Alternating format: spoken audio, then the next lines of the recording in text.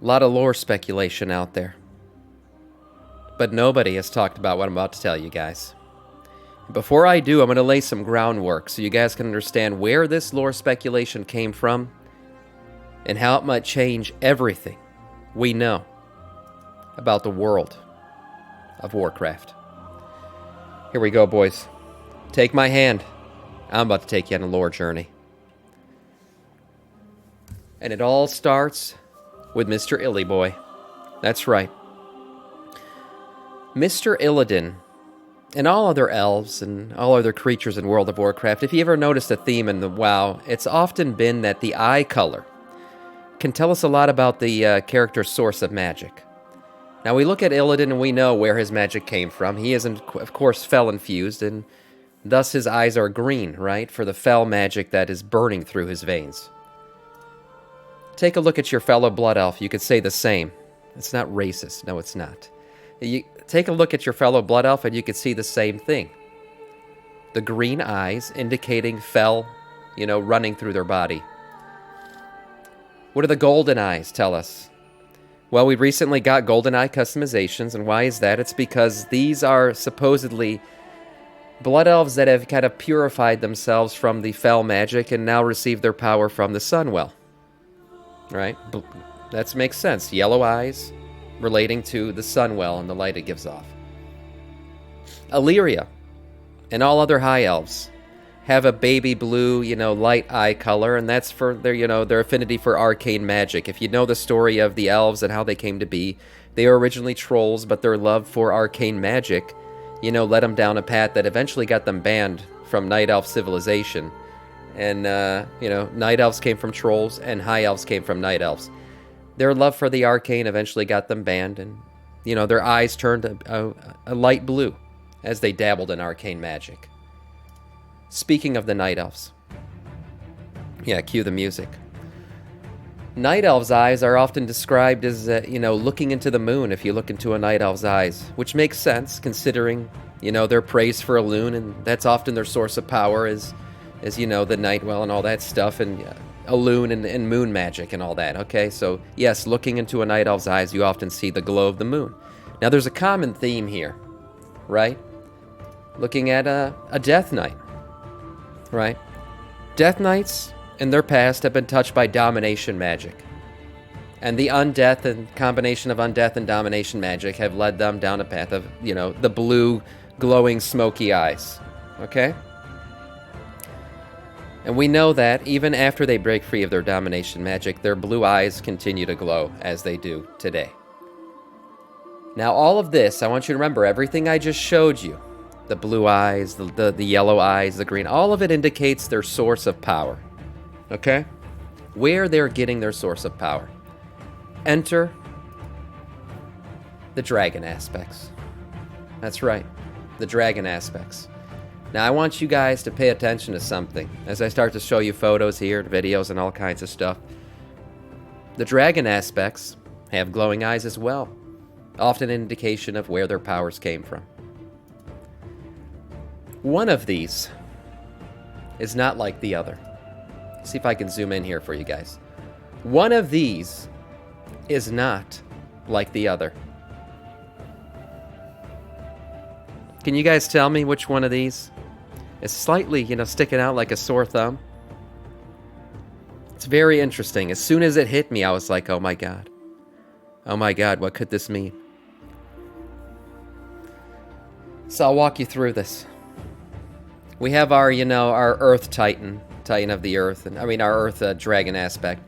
Yes, with his eyes glowing like a brownish yellow. That makes sense. We have our aspect of the Arcane with his eyes glowing a baby blue. We have our aspect of Life here, with her eyes glowing with a sunfire red.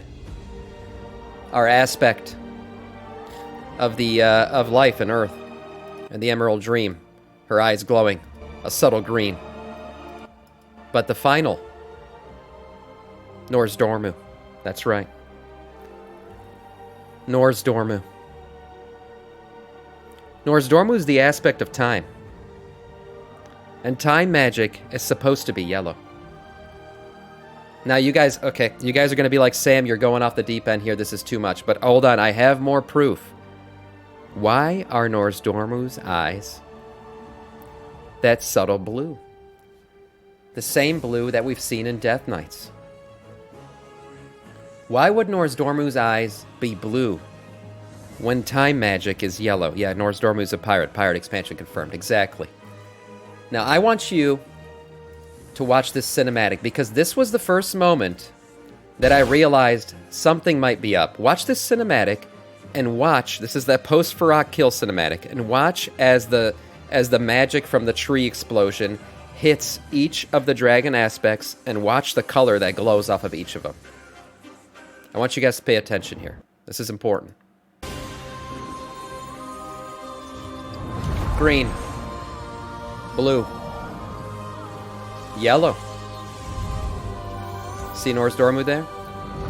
Earthy, fiery red. Baby blue. And of course, red. That's right. Looks a bit yellow here, but as we move on in the cinematic, you're going to see. Real quick, we got green eyes for the Life Titan, we got blue for the Arcane. What is going on here? He got hit and turned yellow, and yet his eyes are blue. We'll keep watching. Our spectral powers have returned? This is not the Titan's magic. Arcane is blue, Sam, and can be used to see some ways via Aman'Thul. But every type of magic that Nozdormu does is yellow. He never uses arcane magic in any of his spells. If you ever watch any of the cinematics of Nozdormu, everything he does is that yellow glowing magic, yellow glowing sand. Let's keep watching. Let's keep watching. We see our Earth Titan here with the with the slight yellowish red. We see our Icy Titan. She's going to be an Elemental Titan, whatever it is. She's got like a lighter blue indication there, and then we see, of course, the fiery red from the Lifebinder Alexstrasza. Yet unlike anything I have known. Amir Drasil has left the dream. Beware the eyes of green, whispers from the old gods. Keep While watching. The aspects once gave their blessing to the world trees, this time Azeroth blessed us. I felt her presence. It was beautiful. now I understand. I thought to survive, we needed to reclaim our aspectral powers. All of their eyes seem to fit with the same magic that showed up in the very beginning of this cinematic, except it was one. about coming together as a family. And so we did. Perhaps as we were always meant to do. All of us. When the Titans granted us power, it divided dragonkind. Sure did. But in uniting for a cause greater than ourselves, Azeroth's gift has made us, at last, truly whole. We will use these lessons, old and new, Yeah, use them. to protect our That's right. world Very good. as her aspects. Okay, yeah, pay attention, guys. All right, I'm continuing here. We're going to show more. Nozdormu. Nozdormu is the subject of today's conversations. And this conversation's going to continue. Okay, so why would his eyes not fit the color? Why would his eyes be this color, and what does this color indicate? Well, we talked a little bit about what each color indicates prior to getting into this video. And there is one magic that often gives the color of blue eyes that we've seen many times before. And that magic comes from one man, and one man only.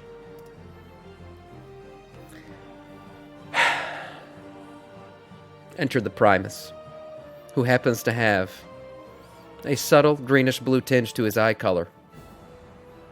That's right. Here he is again, injecting himself into our lore. If you don't know the story behind the Primus, he is the creator, in essence, of domination magic.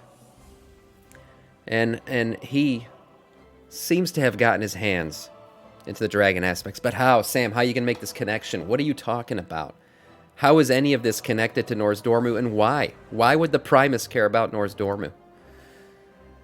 Well, again, like I said, we've seen Primus magic before in the game. The glow, the bluish glow of the Lich King, of course.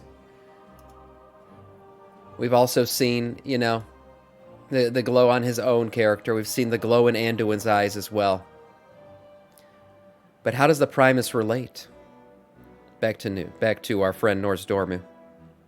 Enter the most corrupt titan of them all, Aman'Thul, whose eyes happen to be glowing yellow. Why is that? Because Mr. Aman'Thul, of course, is the Titan of Time. He controls time. He is the seer of all time. And Norse Dormu was supposed to be the same. Hence, his eyes were also supposed to glow yellow. But Norse Dormu, or Mr. Aman'Thul, seems to have made a deal. So if you don't know, it turns out that our good old friends, the Primus and Aman'Thul, have talked to each other before. And in fact, exchanged some powers. The story of the Primus is he is the ultimate commander. That's why he commands the armies of the Shadowlands. Right? He controls the army of the Shadowlands, and one reason why he's an amazing general is because he has the ability to go back in time, to view time, witness a battle happen over and over and over again, and create the ultimate strategy on how to win that battle. The Primus wasn't born with that ability.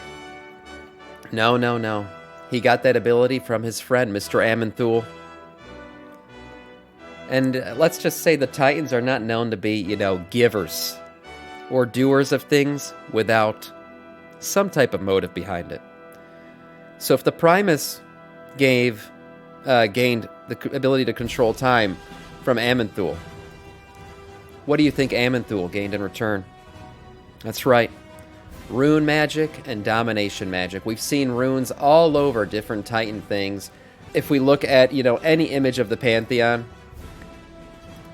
all we see is glowing blue runes all over it. All over it. We fought in the Pantheon. We witnessed what the Pantheon was capable of, what they did.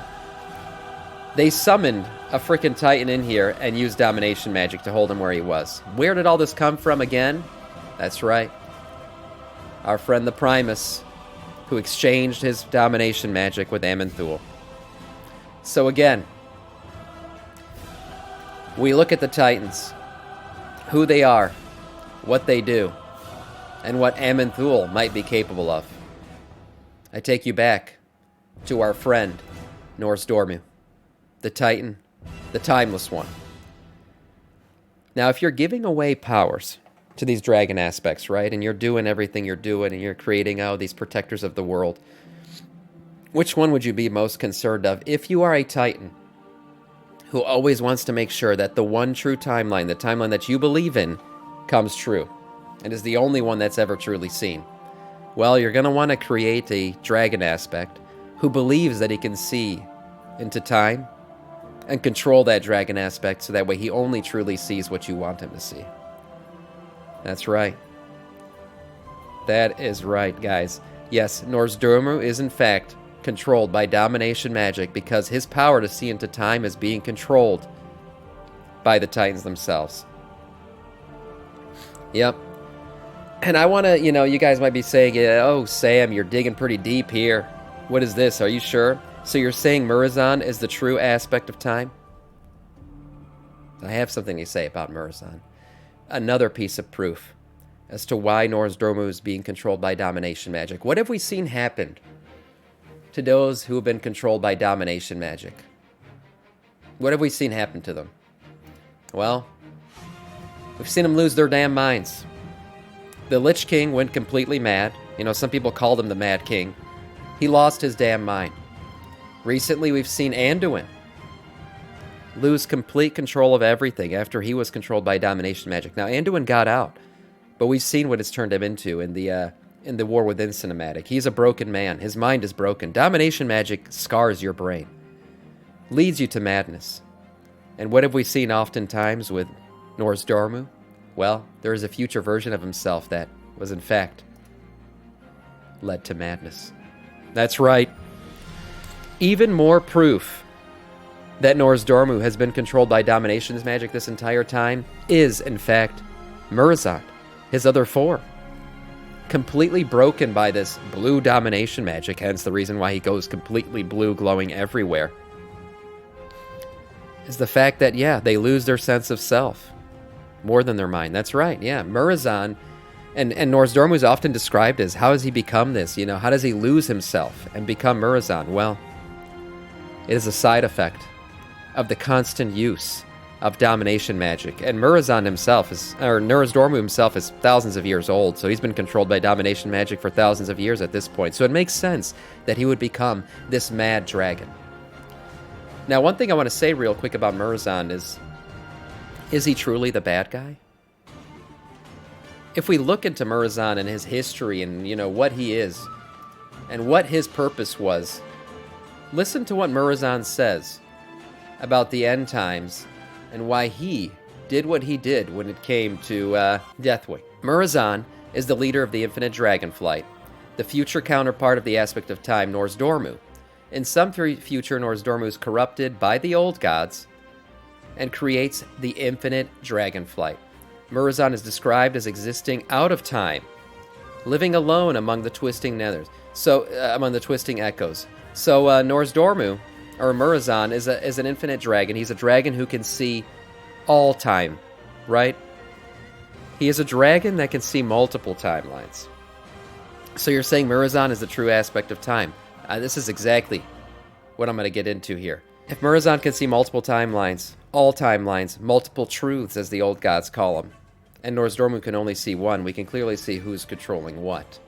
Anyways, he has made his lair on one of the infinite number of potential futures called the End Time. He notably wanted to prevent Thrall by intervening in various points during his life to stop him from, doing the Hour of Twilight. Basically, to stop him from stopping Deathwing. And what was his goal behind stopping Thrall from stopping Deathwing? Because Murozond believed that the End Time, a potential future where the Hour of Twilight successfully happens, basically where Deathwing is successful in his campaign to destroy the world, or the outer world of Azeroth, he believed that the Hour of Twilight successfully happening would still make a much better future than the true End Time that he witnessed. What is this true End Time? And how could Murozond, who sees all timelines at this point, believe that a world that had been destroyed by Deathwing would be better than this true End Time that he witnessed? I think we're going to see what this true End Time might be, or what this goal. I think the true End Time, this horrible true End Time that he was trying to avoid, is the End Time Titan plan. Yep, the Titan takeover. Exactly. That's what I believe. And looking back on Deathwing and everything that he was about and what he was doing, to me it was another old god attempt to wake up Azeroth, or to free Azeroth. All in all, I've been seeing a lot of themes here that say that the old gods themselves have a goal of awakening Azeroth, or bringing her, out of her prison. And the Titans have often had the goal of keeping her at bay, keeping her asleep, keeping her in prison. Hence, the Titan creation of the Emerald Dream to keep her asleep. A nice dream will keep you asleep. And the old god creation of the Emerald Nightmare, which, what do nightmares do? They wake you up. What's another way to wake you up? Maybe start knocking on the door really loudly, making some noise. Deathwing's destruction of the outer crust of Azeroth, to me, was an attempt at the old gods to try to wake up Azeroth. And Murozond clearly saw what would happen if Azeroth was awakened, if the Hour of Twilight happened, and his whole goal came true. And he believed that the old gods' goal was a much better future than the true End Time, which to me is the Titan end goal. Yeah, old gods are good guys, confirmed. Look, at the end of the day, whether the old gods have our best interests at heart or the Titans do, I don't know. But what I can tell you is they are both playing their chess pieces. And from what I've seen, the old gods' plans are more beneficial to us than the Titans' plans.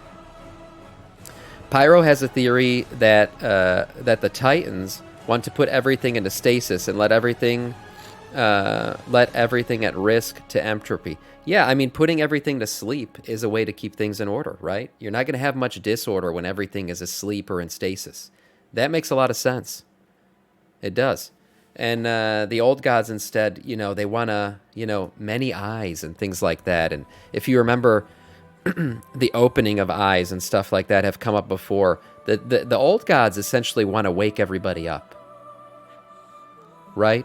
The whole curse of flesh, like I've said before, is the gift of free wills. The old gods want to wake us up.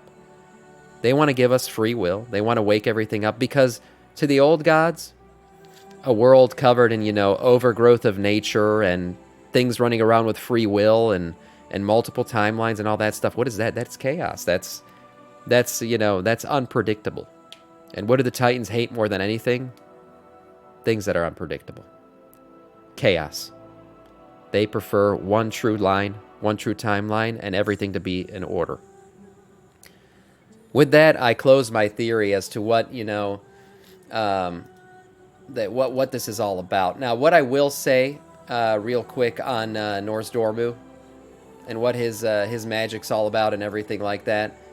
You know, we often know that, you know, to have domination magic, usually you got to have runes and stuff. And I looked all over. I scanned him. I don't think these are runes. I think these are dragon language on his body. But one thing about Murazan is he's tatted up.